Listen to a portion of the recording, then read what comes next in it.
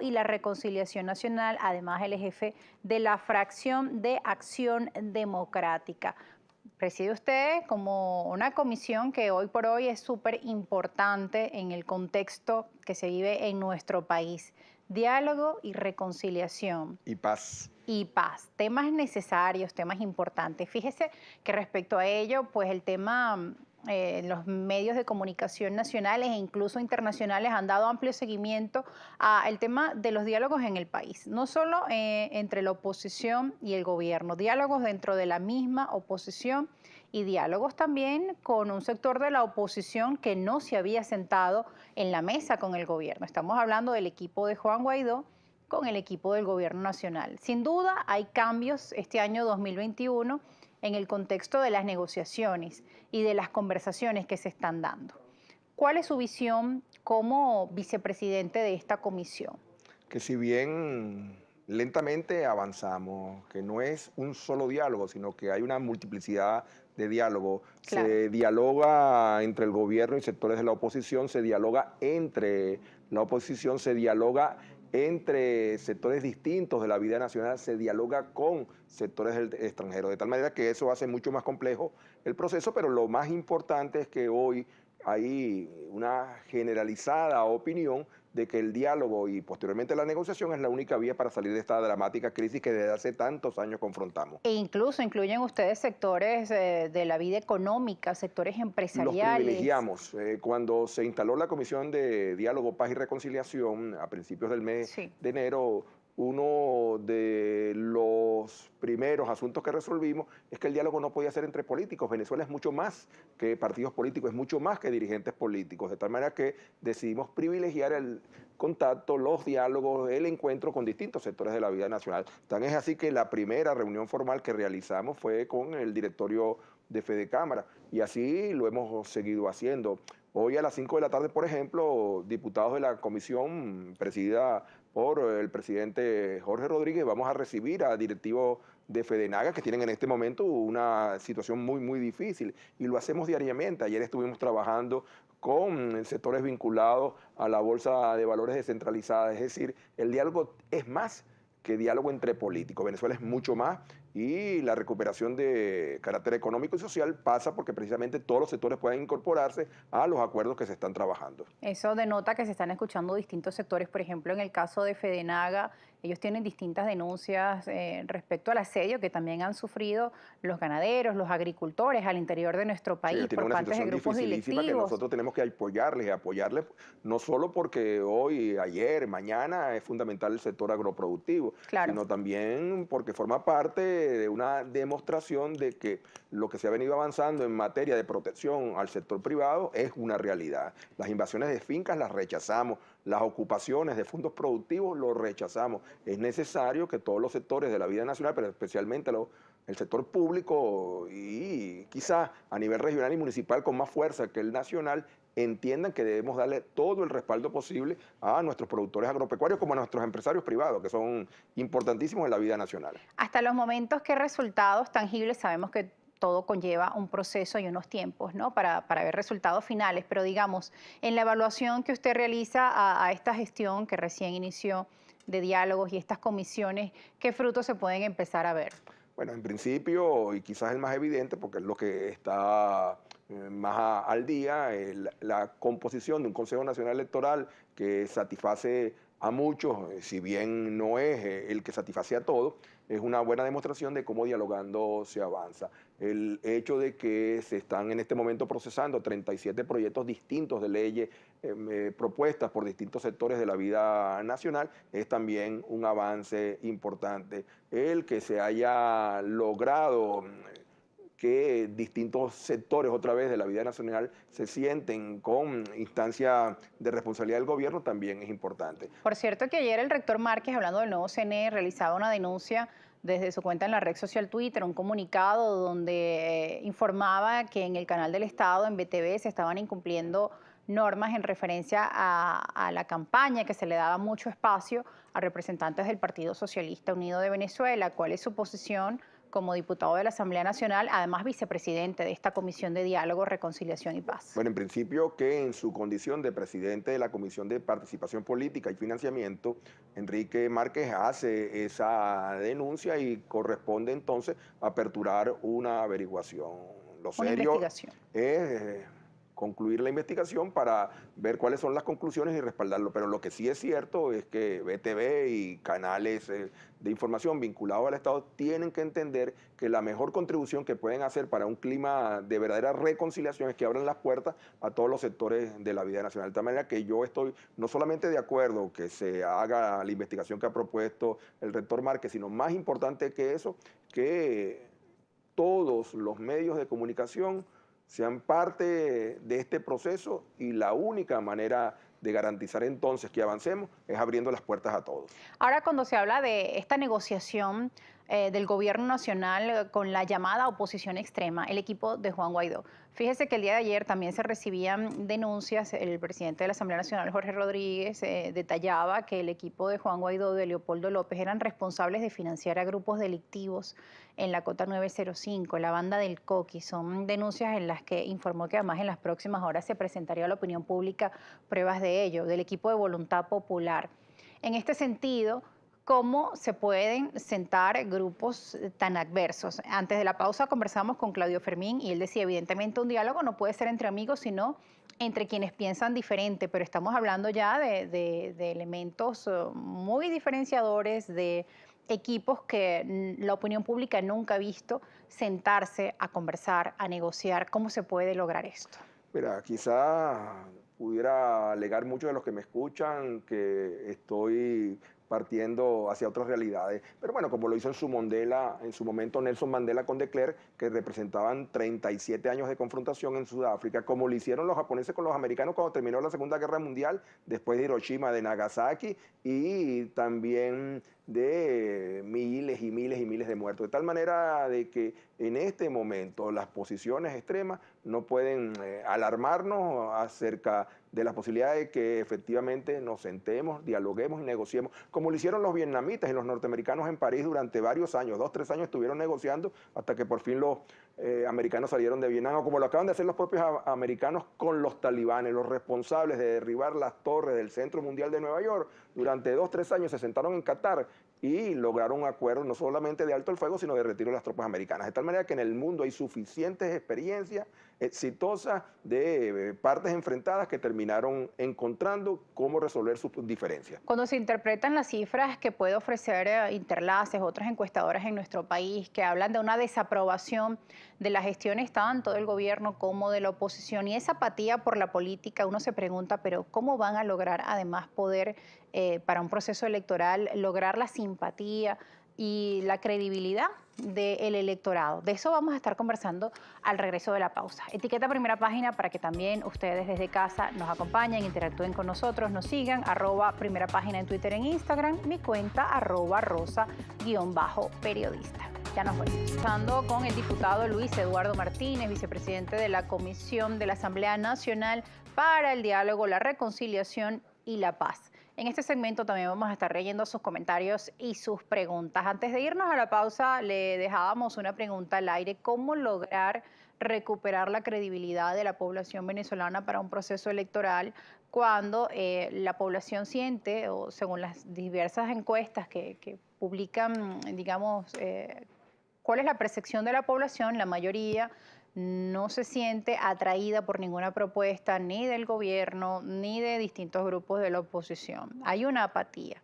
Bueno, ese es el gran reto de la dirigencia política venezolana. Y fíjate que digo dirigencia y no liderazgo. Y no se necesita leer encuestas. Naturalmente, yo he revisado, Se como percibe. seguramente muchos, Interlaces, Datincor, Sí. Data Análisis, pero no se necesita. Cuando yo iba entrando aquí al estudio, uno de nuestros amigos camarógrafos me dijo, mira, ¿quién es más malo, el gobierno o la oposición?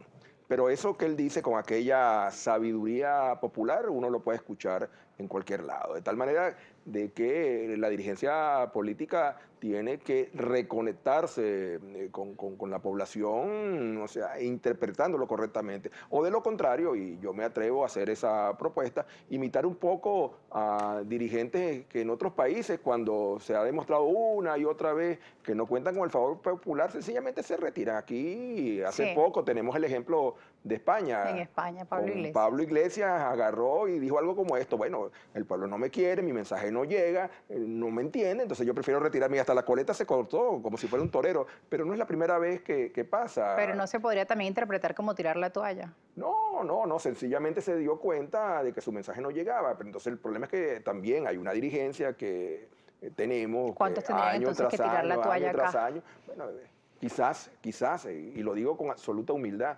quizás esta es la oportunidad última o única que tengamos para definir si realmente tenemos la capacidad de interpretar a la población. Pero de que, que ganamos con empeñarnos en replicar una y otra vez errores, en buscar una y otra vez atados sin soluciones. El venezolano lo que quiere es soluciones, el que está afuera o el que está dentro quiere soluciones. La situación es demasiado dramática para que solo los egos marquen el quehacer político venezolano, porque esa es buena parte del problema. Y yo escuché a Claudio hace un rato, buen Sí. amigo que es, y entonces decía lo difícil que es alcanzar una unidad. Y yo se lo he expresado a legisladores, dirigentes extranjeros, tanto en Europa como en Estados Unidos. Si aquí no hay candidato único a las gobernaciones, a las alcaldías, o incluso mañana a la presidencia de la República, eso no es culpa de Maduro. Si aquí no hay un programa único, eso no es culpa de Maduro. Si aquí, mucho más elemental, no hay un padrón electoral único, es decir, quien cuide los votos en la mesa, es culpa del gobierno. No, es culpa de nosotros. Entonces, si nosotros no tenemos la capacidad de dejar atrás los odios, las mezquindades, las pequeñeces, entonces, ¿qué clase de dirigente somos? Y en base a esas autocríticas que se realiza la oposición, ¿cuál es el plan de acción? ¿Ya hay una estrategia definida? Bueno, en este momento se está conversando, pero a una velocidad que en lo personal me parece no es la que requerimos para estos casos. La semana pasada Vladimir Villegas me entrevistó y me hizo una pregunta súper interesante. Me dijo, mira, hay diálogo con el extranjero, hay diálogo entre el gobierno y la oposición, pero hay diálogo intraoposición. Y yo me Que atrevo a es decir la hoy, gran pregunta.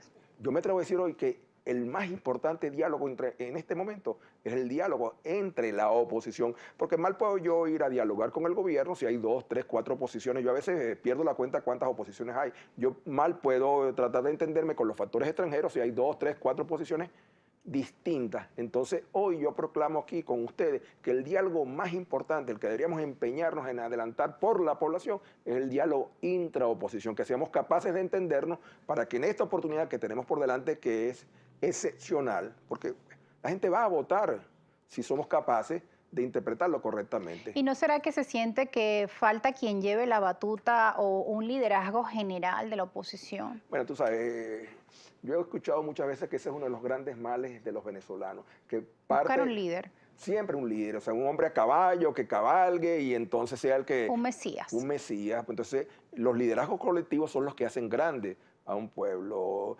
Solo que es más difícil conseguir Estamos de un consenso, acuerdo, ¿no? pero o sea, ¿quién puede hoy interpretar correctamente ese sentir de cambio de los venezolanos? Entonces, si no es posible en el corto plazo definir un liderazgo, porque no lo es, entonces tratemos todos de colectivamente y hagamos un gran esfuerzo que se lo merece el pueblo venezolano de manera conjunta aprovechar estas elecciones regionales y municipales para que surjan incluso nuevos liderazgos. Diputado, es momento de también interactuar con nuestra audiencia, leer las preguntas que ellos nos están haciendo llegar con la etiqueta Primera Página en Twitter y en Instagram. Fíjese, vamos a iniciar de inmediato. El señor Goro Zamora Constitución. Le saludamos al señor Goro que siempre participa. Saludos, Primera Página. Eso de negociación no aparece en ninguno de los 9 títulos, 33 capítulos y 350 artículos de la Constitución, sin olvidar su preámbulo. Al menos que esa negociación tenga que ver con el título sexto de la Constitución de la República, alianza y acuerdo económico, empresas públicas y privadas. Es un comentario que le hace el señor Goro Zamora. Bueno, en cualquier caso es una realidad. En este país tenemos dos alternativas. Y no es por cierto de mi autoría lo que ahora voy a afirmar. O nos entendemos, dialogamos, negociamos o nos matamos. Y como creo que es preferible entendernos, dialogar y negociar que matarnos. Entonces tenemos, independientemente de que no esté allí en un artículo de la Constitución Nacional, que ir hacia esa vía. Por lo demás, en este momento, la única diferencia pareciera para sentarnos de una vez por todas es cuáles son los temas más importantes que deben tratarse, dónde deben tratarse y quiénes tienen que participar. Bueno, no es poca cosa tampoco, pero es relevante de que por lo menos hay hoy la voluntad manifiesta de empezar a conversar y a tratar de entendernos. Si no nos entendemos, este país corre gravísimos riesgos de continuar en esta situación tan difícil para Y que todos. estamos además en momentos excepcionales, una pandemia, una situación económica difícil, una dolarización, Alguien le oí entre decir a un otros. economista que la economía no tiene sótano, que podemos estar peor. O sea, de tal manera que es mejor que hagamos un esfuerzo para salir de esta situación por todos, por los empresarios, por los comerciantes, por los trabajadores. O sea, nadie puede decir hoy aquí que está bien. Claro. Vamos a seguir leyendo sus comentarios con la etiqueta Primera Página. Fíjese, el señor David May le dice: buenos días, el invitado habla de diálogo, pero ¿cómo dialogar con una parte que toma decisiones unilateralmente y no consulta? Ejemplo, hay esta ley de los consejos comunales. El gobierno no escuchó la propuesta de la oposición e incluso fue en alguna oportunidad sometida a consulta y no recibió pues la aprobación de la gente.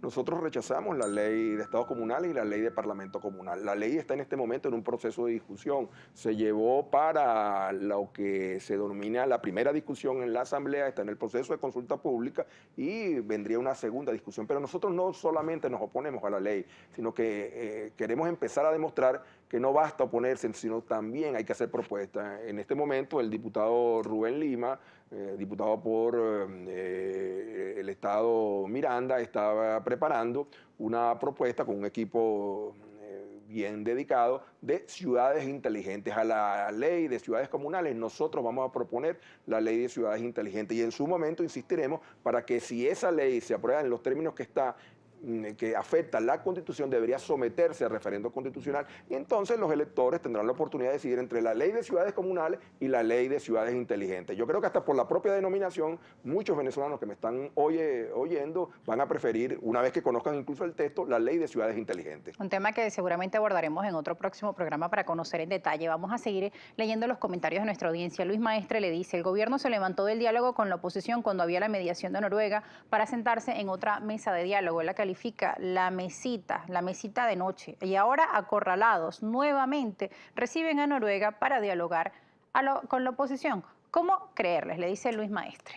Bueno, insisto, la otra alternativa es quedarnos en nuestras casas, tuiteando, mandando WhatsApp y quejándonos. De tal manera que como esa no es alternativa para nosotros, entonces tenemos que hacer un gran esfuerzo y procurar por la vía única que los países civilizados, las naciones civilizadas han encontrado para solucionar sus crisis, dialogar primero y negociar después. Bien, el señor Bolívar Divisa, ya el tiempo va avanzando, pero vamos a leer esta pregunta. El señor Claudio Firmín dijo en esa misma silla que el revocatorio sería un fracaso, porque así se llegue a ir al mismo, la oposición no tiene un candidato único para ir a unas presidenciales. ¿Usted opina lo mismo? Bueno, yo opino que cada cosa a su tiempo. En este momento tenemos elecciones regionales y municipales que podemos convertirlas en un gran acto revocatorio, un gran referéndum. Alfonso VII, rey de España, fue derrotado, su partido monárquico, en unas elecciones municipales, pero fue tal la derrota que al día siguiente decidió abdicar y se marchó de España.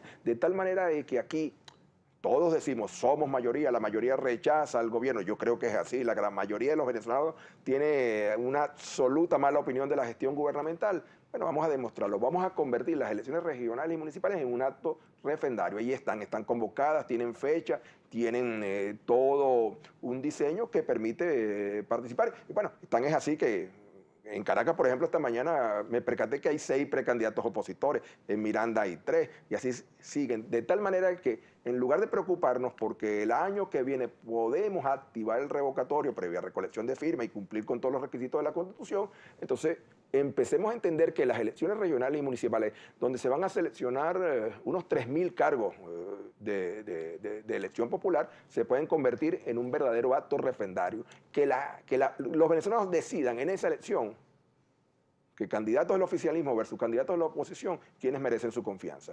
Son estratégicas estas elecciones y de gran relevancia para el país.